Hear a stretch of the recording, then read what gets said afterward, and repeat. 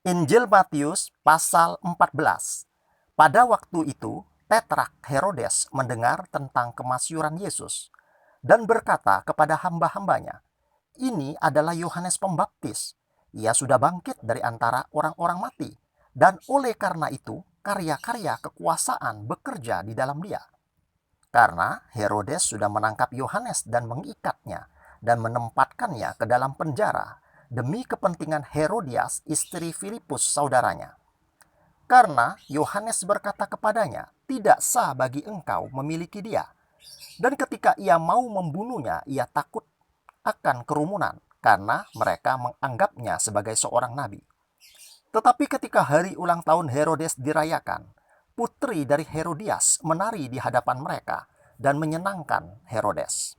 Oleh sebab itu ia berjanji dengan sumpah untuk memberikan kepadanya apapun yang dimintanya. Dan ia yang diperintahkan sebelumnya oleh ibunya berkata, "Berikanlah kepada aku di sini kepala Yohanes Pembaptis di atas sebuah talam." Dan raja itu menyesal. Akan tetapi demi sumpah itu dan demi mereka yang duduk makan bersama dia, ia memerintahkan agar itu diberikan kepadanya.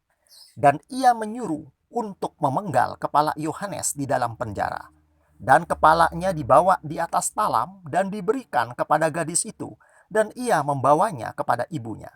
Dan murid-muridnya datang dan mengangkut mayatnya dan menguburkannya dan pergi untuk memberitahu Yesus. Ketika Yesus mendengar tentang itu, ia berangkat dari situ dengan kapal ke sebuah tempat sunyi yang terpencil. Dan ketika kerumunan mendengar mengenai keberangkatannya, mereka mengikuti dia dengan berjalan kaki dari kota-kota. Dan Yesus pergi keluar dan melihat kerumunan yang besar dan tergerak dengan rasa iba akan mereka. Dan ia menyembuhkan orang-orang sakit dari mereka.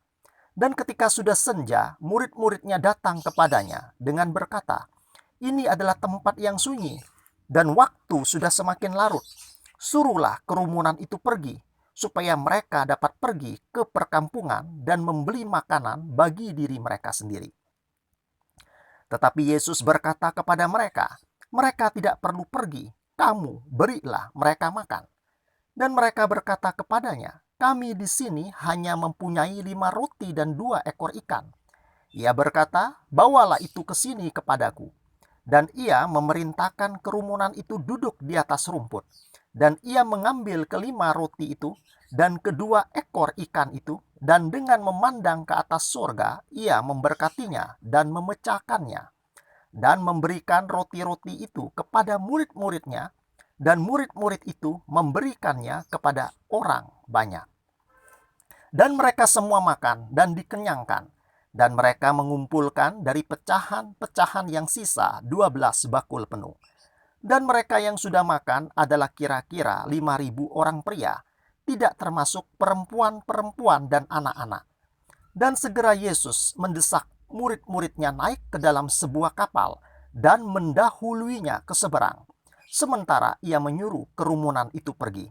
Dan ketika ia sudah menyuruh kerumunan itu pergi, ia naik ke atas sebuah gunung yang terpencil untuk berdoa. Dan ketika senja sudah tiba, ia ada di situ sendirian.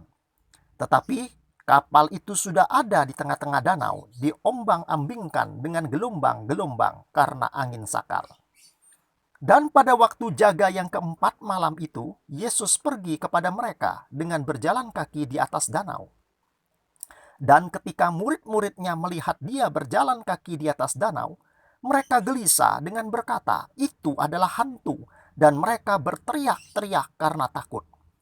Tetapi segera Yesus berbicara kepada mereka dengan berkata, "Bergembiralah, ini aku, janganlah takut." Dan Petrus menjawabnya dan berkata, "Tuhan, jika itu adalah engkau, suruhlah aku datang kepada engkau di atas air." Dan ia berkata kepadanya, "Datanglah." Dan sesudah Petrus turun dari kapal itu, ia berjalan di atas air itu untuk pergi kepada Yesus.